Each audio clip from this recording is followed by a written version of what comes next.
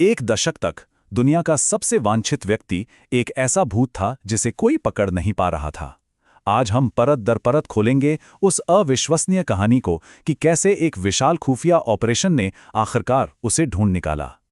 तो सबसे बड़ा सवाल यही है, एक आदमी जो पूरी तरह से ऑफ ग्रिड था, मतलब जो मॉडर्न टेक्नोलॉजी से दूर दूर तक कोई वास्ता नहीं रखता था, उसे आखिर पकड़ा कैसे गया। ये कहानी किसी थ्रिलर फिल्म से कम नहीं है, यकीन मानिए। इस सब की शुरुआत होती है 11 सितंबर 2001 के हमलों के साथ। वो हमले जिन्होंने पूरी दुनिया को झकझोर के रख दिया और इतिहास के सबसे बड़े मैनहंट यानी इंसान की खोज को जन्म दिया। हमलों के फौरन बाद अमेरिका ने तालिबान से साफ साफ कहा कि ओसामा को उनके हवाले कर दो। जब उन्होंने इनकार किया तो ऑपरेशन एंड्योरिंग फ्रीडम शुरू हुआ। लेकिन कहानी में ट्विस्ट तब आया जब तोरा दोरा के पहाड़ों में, जहां वो उसे लगभग पकड़ ही चुके थे, वो हाथ से फिसल गया। और ये दिखाता है कि वो कितना शातिर था। बिन लादेन ने सरेंडर करने का नाटक किया, जिसके चलते एक दिन का सीज फायर हो गया। और बस इसी मौके का फायदा उठाकर जब अमेरिकी सेना इंतजार कर रही थी, वो घोड़ों पर बैठकर अंधेरे में पाकिस्तान की सीमा में गायब हो गया। ये एक बहुत बहुत बड़ी खुफिया नाकामी थी। तोरा बोरा से भागने के बाद उसामा बिन लादेन मानो हवा में ही गायब हो गया। अगले 10 साल खुफिया एजेंसियों के लिए सिर्फ और सिर्फ निराशा और नाकामियों से भरे हुए थे।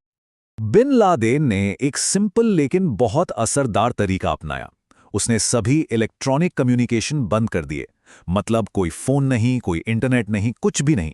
उसकी पूरी दुनिया सिमट कर रह गई थी हाथ से लिखे नोट्स तक, जिन्हें इब्राहिम अल कुवैती नाम का एक कुरियर लाता और ले जाता था। और इसी वजह से वो लगभग एक भूत बन गया था।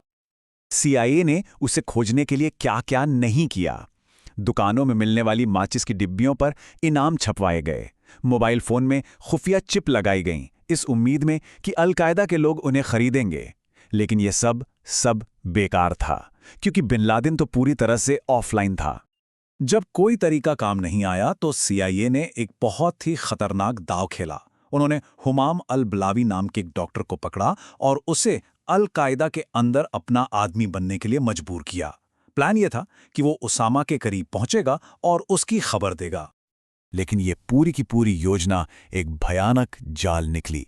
बलावी CIA के लिए नहीं बल्कि अल-कायदा के लिए काम कर रहा था।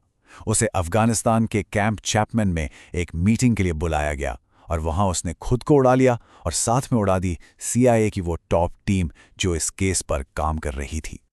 इस हमले में CIA के 7 सीनियर अधिकारी मारे गए। सोचिए, ये एजेंसी के इतिहास के सबसे बुरे दिनों में से एक था और ओसामा की तलाश के लिए एक बहुत बड़ा झटका था। सालों की नाकामी, इतने बड़े झटके के बाद पूरी की पूरी खोज अब बस एक छोटी सी गलती पर आकर टिक गई। एक ऐसी गलती जिसने सब कुछ बदल कर रख दिया। 27 अगस्त 2010 को बिन लादेन के सबसे भरोसेमंद कुरियर इब्राहिम अल कुवैती ने एक गलती कर दी। उसने पेशावर में भीड़भाड़ वाले इलाके से अपने पर्सनल फोन से एक छोटी सी कॉल की। बस यही एक मौका था जिसकी CIA को सालों से तलाश थी। उस एक कॉल ने CIA को उसकी लाइव लोकेशन दे दी और फिर तो खेल ही पलट गया। एजेंटों ने फौरन उसकी सफेद सुजुकी जीप का पीछा करना शुरू कर दिया। घंटों के पीछा करने के बाद वो जीप पाकिस्तान के एबटाबाद में एक अजीब से कंपाउंड के अंदर चली गई। जब उन्होंने उस कंपाउंड पे नजर डाली तो ये साफ हो गया कि ये कोई आम घर नहीं था। 18 फुट ऊंची दीवारें, ऊपर कांटेदार तार, टॉप फ्लोर पर कोई खिड़की तक नहीं, और तो और कोई फोन या इंटरनेट लाइन भी नहीं। ये साफ था कि ये जगह किसी को दुनिया से छिपाने के लिए बनाई गई थी। महीनों तक निगरानी रखने के बाद व्हाइट हाउस से हरी झंडी मिल गई। ऑपरेशन नेपच्यून स्पीयर इतिहास के सबसे साहसी छापों में से एक अब शुरू होने वाला था। छापा बहुत तेज और बेहद खतरनाक था। आधी रात के ठीक बाद हेलीकॉप्टर कंपाउंड के ऊपर पहुंचे। सिर्फ 5 मिनट के अंदर उनमें से एक क्रैश हो गया। लेकिन इसके बावजूद 30 मिनट के अंदर नेवी सील्स टॉप फ्लोर पर थे और अगले 10 मिनट में मिशन पूरा हो चुका था। ये एक ऐसा पल था जहां पूरा मिशन फेल हो सकता था। हेलीकॉप्टर का क्रैश होना कोई छोटी बात नहीं थी। इसने जोरदार शोर मचाया और एक खुफिया मिशन को सबके सामने ला दिया। अब टीम को जल्दी से अपना काम खत्म करके वहां से निकलना था। और फिर व्हाइट हाउस के सिचुएशन रूम में जो गहरा सन्नाटा था, वो रेडियो पर आए एक कोडेड मैसेज से टूटा, जिसने इतिहास बदल दिया। जेरोनिमो, ये ओसामा बिन लादेन का कोड नेम था और EKI का मतलब था एनिमी किल्ड इन एक्शन, मतलब दुश्मन मारा गया। संदेश एकदम सीधा और साफ था। 10 साल की तलाश खत्म हो गई थी।